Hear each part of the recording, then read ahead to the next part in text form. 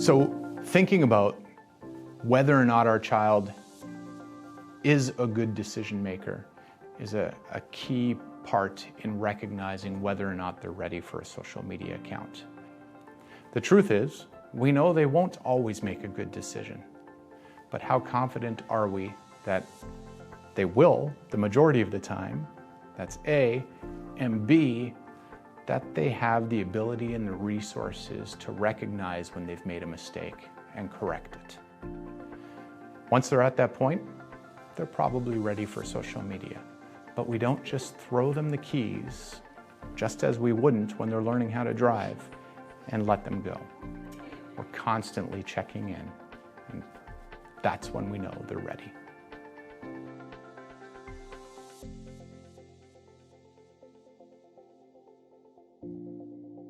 I want you to sit down with them and learn with them.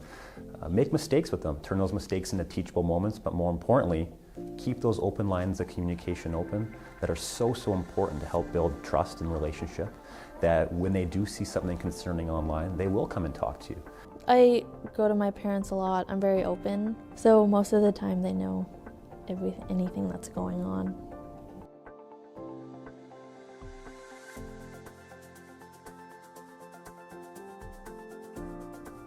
I'd hope that you approach them, even if you don't have the technical knowledge that they do, you're going to have the wisdom and insight of being a parent and of living in the real world and of dealing with real life conflict and collaborating for solutions. When research actually confirms that our kids may be great users of technology, but they don't have a high degree of understanding of how it works. Learning with them and setting up the accounts with them. Knowing who they are allowing into their friend network. And for you, maybe you want to have a social media account and befriend them. You are going to get some pushback, but it's important to realize that you are not their friends online to creep on them, to figure out everything they're doing. You're there to determine that what they're doing is positive.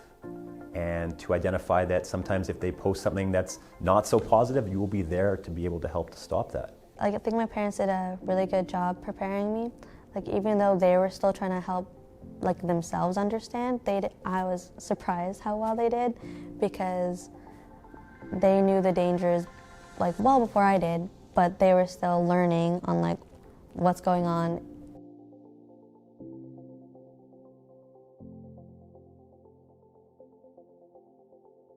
I think it's very important for you as a parent to remind your children that technology is a privilege, not a right, and that when you give them that device, you are lending it to them. Build that foundation, build that trust, and once that trust is built, then you are going to remind them that eventually it may be yours together. I think that the rules are quite reasonable, because it's what they've put out, and they're the ones who gave me my phone. They're the ones who supply me with the place to plug it in and charge it. They've paid for this data that I'm using.